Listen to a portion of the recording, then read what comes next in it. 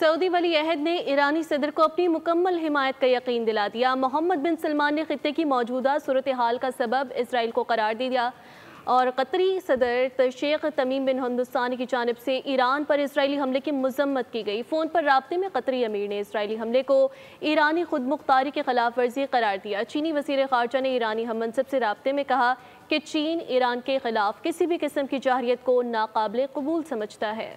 اسرائیل پر ایران کے حملوں کے بعد ٹرمپ اور مغربی ملکوں کے جذبات اور خیالات بدل گئے۔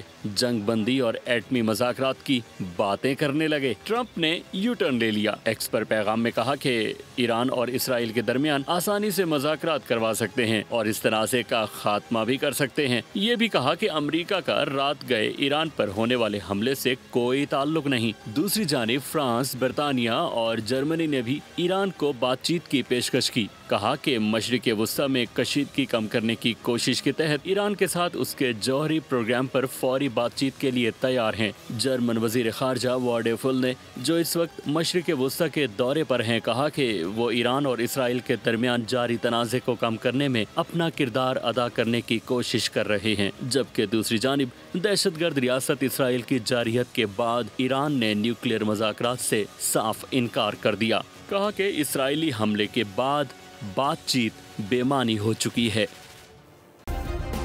سبسکرائب کریں اور بیل دبائیں تاکہ کوئی خبر رہ نہ جائے۔